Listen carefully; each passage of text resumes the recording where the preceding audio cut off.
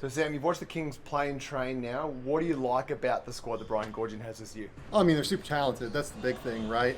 You look at, going and getting a Xavier Cooks and bringing him back over to Australia. You go and look at Alex Toohey, the next star that has come here. He is looking absolutely fantastic, even just having seen him train. And you look at the guard play. I haven't seen Jalen Adams yet, but Jalen Adams is a former, great guard within this league, and was solid for Sydney last year, and I would expect he'll be better even this season. So, I just look at the talent level and also the depth, right? Like going and getting guys like Kelly Leaupepe, going to get guys like Tyler Robertson from the college ranks. I think those guys are really going to be able to make an impact deeper down the roster in terms of giving them just a few more options, right, to be able to match up with different NBL teams in a really fun way. Yeah, a couple of guys you touched on. Obviously, you've got some NBA hopes and whatnot. We'll start with Alex Toohey, who you mentioned. Obviously, draft eligible this year. Looks like it's going to be a loaded class. Talk us through what you can sort of see from the outside looking in on Toohey. Yeah, so the big thing with Alex is he looks like he's really knocking down shots right now. I just got out of practice and he was drilling everything it felt like in practice. As long as he continues to knock down like 38% of his threes, that's going to be a big piece for it. And then defensively, just continue to move well. I liked, for instance, him defending other perimeter players. That was really fun to see. Seeing him as the low man in, different ball screen coverages. That was really good to see. Just continuing to be really active and engaged defensively as well as knocking down shots. If he can do that, the NBA is looking for guys that are 6'8" with a 7-foot wingspan that can knock down shots, that can guard multiple different positions. So, he's somebody that, very easily could hear his name called on draft night, I think. Yeah. He can play the 2-3-4. Where do you think he transitions into the NBA?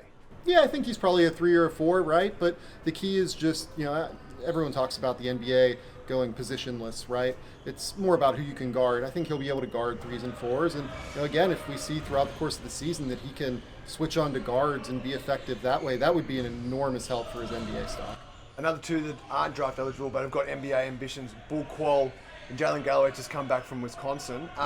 Talk us through how you think they sort of project to the NBA. Well, Bull is like the easiest translation to the NBA that you can find because he's a 3-and-D guy, right? He's one of the true 3-and-D guys in an Australian NBL that doesn't have a ton of them, right? So he's almost the easiest guy that you can envision a translation for.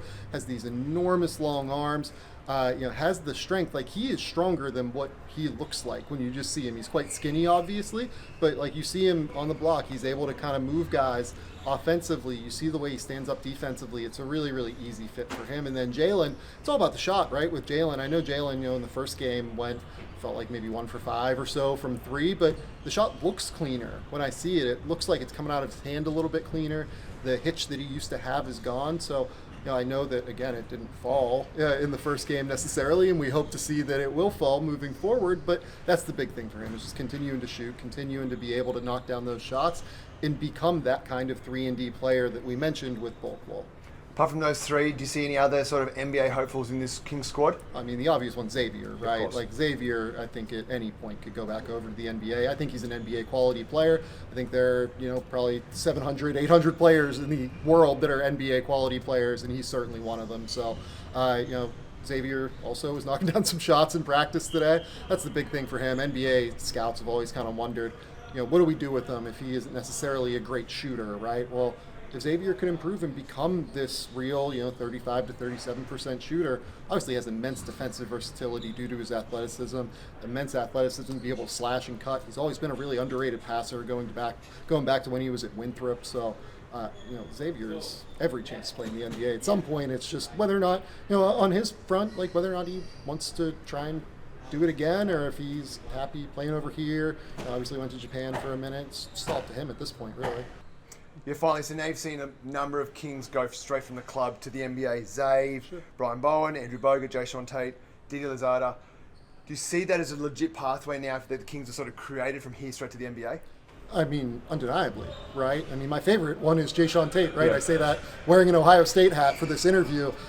Jason was a guy, like, truly, when I watched him at Ohio State, I didn't really see it in terms of him being an NBA player. I thought he was a little bit undersized for what the role was, and he has this year in Sydney where becomes this do everything guy that is able to reform his game and kind of become this defensive player who moves the ball quickly and slashes and drives and becomes that NBA player that, the Houston Rockets have loved having around over the course of the last few years. And, the Kings, they have an awesome, front office structure with Chris Pongrass, who's been around the NBA, and Andrew Bogut and Luke Longley are around. And I know that they certainly play a role in recruiting guys to come here to the Sydney Kings that they think could end up being real NBA players. So to me, the Kings absolutely have that pathway down, that if you come to the Sydney Kings, you can absolutely be an NBA player. And that speaks for a lot of the other NBL clubs as well. I think that the NBL in general is a great pathway